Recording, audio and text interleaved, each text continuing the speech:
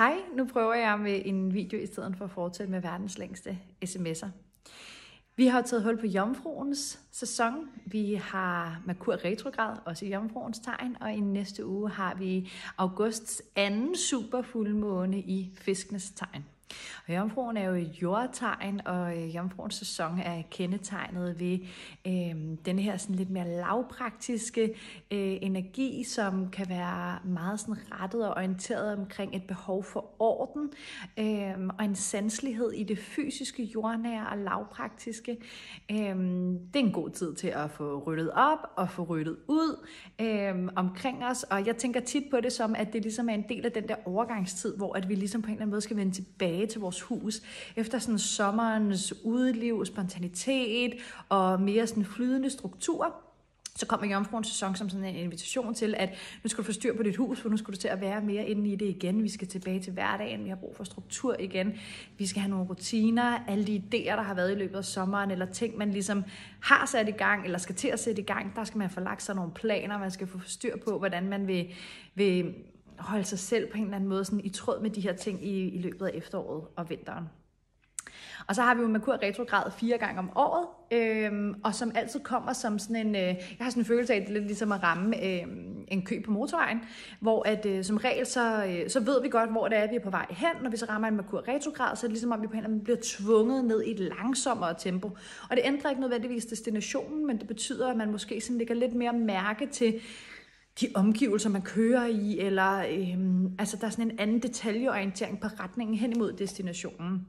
Og der kan man jo enten sådan dvæle ved irritationen og frustrationen over, at man ikke kan få lov til at rykke sig i det tempo, man vil. Man kan også ligesom vælge at tage det som en anledning til at sige, okay, i den her pausetid, eller i det her langsommere tempo, hvad er det så for nogle muligheder, jeg har for at tappe ind i der? Og når det kommer i Jomfruens tegn, så er det jo lige præcis i forhold til de her sådan, sæsonens invitationer og muligheder. Og der er Merkur jo planeten for kommunikation og indlæring og formidling og de her ting, ikke? Så der er helt sikkert noget omkring, at der kan være en risiko for, at vi fortaber os i en detaljegrad. Men der kan også lige præcis være en anledning til at sige, okay, nu hvor tempoet alligevel sådan skal sættes ned på nogle af de her ting, så skulle vi måske dvæle lidt ved detaljerne, ikke? Så i stedet for sådan... Så for eksempel et lavpraktisk eksempel, som er meget sådan jomfruagtigt, det er altså konkret og fysisk rundt om sig at rydde op. Men i stedet for at rydde op ved bare at smide tøjet ind i skabet, hulter til bulter, så prøv lige at være lidt detaljeret omkring at få ryddet op i skabet, eller få tørret alle panelerne af, eller sådan noget, ikke? Og så kan man sige, så er det måske mere på kommunikationsdelen, at det der med detaljerne, at det kan være svært at opnå en følelse af, at man sådan lige rammer den detaljegrad, man er interesseret i, og derfor kan man komme til at sidde og nørkle helt vildt i det. Og det skal man jo så gøre, hvis man nyder at gøre det, og ellers så skal man tillade sig selv at sige, så bliver man nødt til at sænke barren for, hvad det er for en detaljegrad, jeg skal ramme i det her. Og jeg tænker også nogle gange sådan, alle de stakkels skolebørn, der vender tilbage nu, og det er jo egentlig det samme for dem, der også ligesom går i gang med at arbejde her efter sommerferien, at det er på den ene side, kan det måske føles lidt op ad bakke at gøre det på sådan en Merkur retrograd, men det er da helt sikkert også sådan en, du ved, lad os lige tillade os selv også, at der er nogle ting, som ikke behøver at køre i 6. gear, når vi lige står over for sådan et paradigmeskifte fra ferie og sommer og løse grænser til, nu er det struktur, nu er det orden, nu er det alle de der ting, ikke?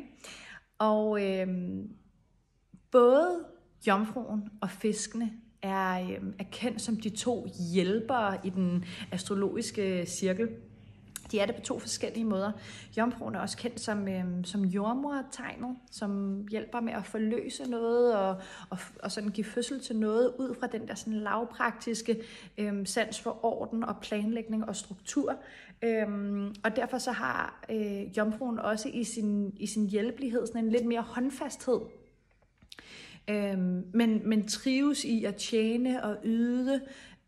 Og det er det samme for fisken, men hvor fisken på en eller anden måde gør det fra et mere sådan underdanigt sted, og fra et mindre struktureret sted, typisk fra et mere kreativt sted, et mere åndeligt sted, og er måske også mere en spirituel hjælper. Så der har vi jo så lige nu med en superfuldmåne i fisken, i Jomfruens sæson, en anledning til ligesom at kigge på de her hjælpende, ydende, tjenende dimensioner fra begge ståsteder. Så både sådan lavpraktisk omkring os, og meget inden i os. Ikke? Og ligesom det her med, at jomfruens sæson er den her tid, hvor vi vender tilbage til vores hus, så er det jo også den tid, hvor vi skal begynde ligesom at orientere os lidt om igen og vende hjem til os selv. Fordi når efteråret træder ind, det bliver mørkere og vinteren kommer, så er der ligesom spirituelt en invitation til os at trække os mere ind i os selv. Så hvad er det, vi skal have ryddet op i rundt om os i vores hus, men også inden i os, for ligesom at gå den her tid i møde.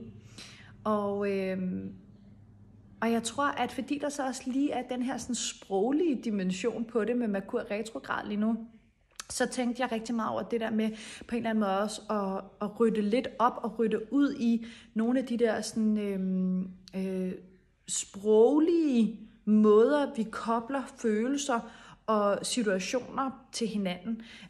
Så der er både noget sådan omkring det der med det absolutte sprog. Det er altid sådan her. Det er aldrig sådan der. Det er helt sikkert noget, jeg godt kunne tænke mig at rydde op i. Og hvor at i en Merkur retrograd, hvor man lige sådan måske tager sig lidt mere tid til at få fundet de rigtige formuleringer og sådan noget, der vil jeg helt klart prøve på en eller anden måde at være meget opmærksom på det der sådan absolutte sprog. Så kan der også være sådan noget omkring det der med hvordan man altså kommer til ligesom netop at beskrive en situation som en følelse, men hvor man måske egentlig ikke får kontakt med den følelse, der lå i det. Det kunne fx være at sige, der sker sådan her, og så føler jeg mig udenfor. Men det er jo egentlig ikke følelsen. Altså følelsen er ikke udenfor, men det er ligesom fortolkningen af nogle følelser, som kan være tristhed eller kedsomhed eller et eller andet, i forbindelse med nogle andre situationer, der sker. Og der tror jeg, at nogle af de der sådan fortolkningsmønstre kunne også godt være noget, man kunne kigge på, om der skal ryddes lidt op i det, eller ryddes lidt ud i det. Der kan også være noget omkring det der med at få trukket ansvaret hjem på, har man en tendens til at sige man, i stedet for jeg. Den type sætningskonstruktioner kender jeg godt, ikke? Hvor man siger, man vil meget hellere sådan her, eller du ved, men hvor man egentlig snakker om sig selv, eller sådan, man får på en eller anden måde lagt en distance ud til det. Og der er det ligesom om, at specielt tror jeg, hvis vi er ret fyldt op indvendigt, så får vi brug for at lægge den der distance, fordi der er næsten ikke plads til os derinde. Og på en eller anden måde, så kan det føles som om, der ikke, altså netop kapaciteten bliver så også så lav, fordi vi er så fyldt op, at det bliver svært at tage ansvar, og så derfor kommer vi til at lægge ansvaret uden for os selv, ned i en situation, ned i nogle andre, og derfor også ned i sådan nogle sproglige fortolkninger og vendinger, som vedligeholder den der distance. Og der er der måske helt klart en mulighed for det der med at få trukket noget ansvar hjem, for på den måde der jo også kan være en frihed og en frisættelse i, at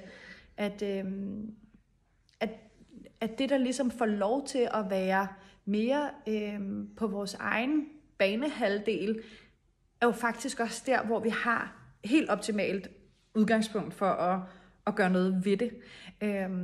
Og der er mange, som fra det der hjælpende sted, både i jomfruen og i fisken, også kommer til at lægge hjælpen meget uden for sig selv. Og det skal vi helt sikkert også, men vi kender også alle sammen de gode gamle flyveanalogier om at tage sin egen iltmaske på først, ikke? Og der er lige præcis noget med det der med spirituelt, der snakker man meget om, at egentlig kan du ikke hjælpe andre med noget, før du har hjulpet dig selv med det samme. Altså, det skal heles hos dig, før du kan hjælpe nogle andre med at hele det. Og det er jo også virkelig sådan ud fra sådan en tanke om, at vi bliver nødt til at starte på egen banehalvdel, og vi bliver nødt til at kigge indad, før vi kigger ud af og orientere os om det. Og jeg tror egentlig, i øjeblikket kan der være en anledning til, at noget af det der kan gå hånd i hånd, ikke?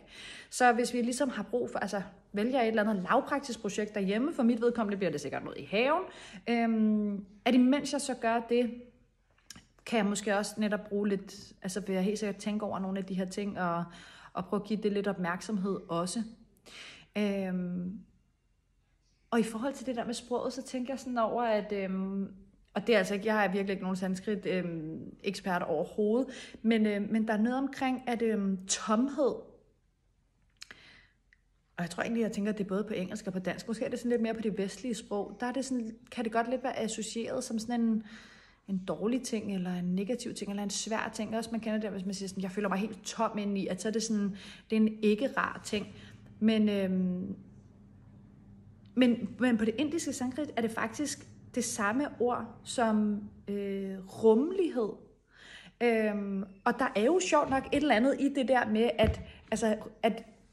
at noget skal jo også i en eller anden grad være tomt eller ikke fyldt op, hvis der skal være en åbenhed og en rummelighed. Så når vi skal rydde ud og rydde op, så gør jeg det helt sikkert også med en ambition om, både inde i mig selv og rundt om mig selv, at skabe åbenhed og rummelighed, for plads til både det, jeg ved, der kommer, og det, som jeg ikke ved, der skal komme. Og det sidste ting, jeg lige ville nævne, var, at noget af det, der kan ske både for fiskeenergierne og for jomfruenergierne, hvis de sådan ryger ned i nogle af deres sådan skyggestrukturer, det er sådan noget omkring forventningspres. Og det har jeg helt klart også, det er helt klart en af de der også sådan bor i mig.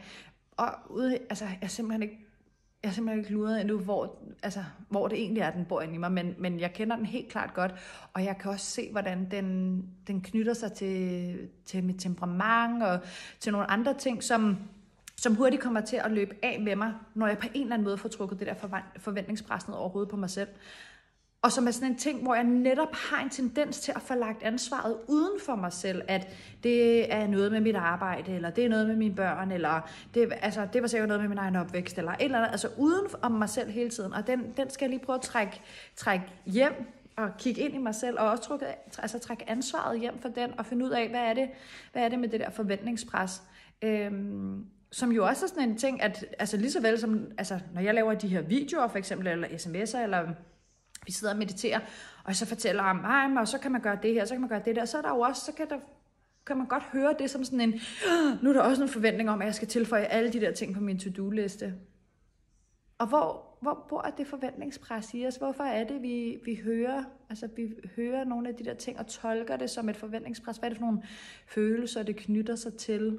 Og hvad er det for nogle mekanismer, det lever igennem? Ja, så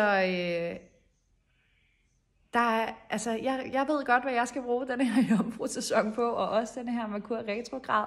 Og jeg glæder mig rigtig meget til at meditere på fuldmånen i fiskens tegn i næste uge. Det gør jeg nede på stranden på torsdag kl. 20.30, og jeg skal også nok sende en sms om det i løbet af ugen, og så håber jeg, at der er nogle af jer, der har lyst til at være med, eller I finder anledning til at lige kigge op mod månen en gang eller to derhjemmefra, og lige give jer selv den der stund til netop at lige kigge ind af og være med jer selv, og trække ansvaret hjem, og få ryddet op og få ryddet ud, så der bliver plads og rummelighed og åbenhed. Ja, god søndag!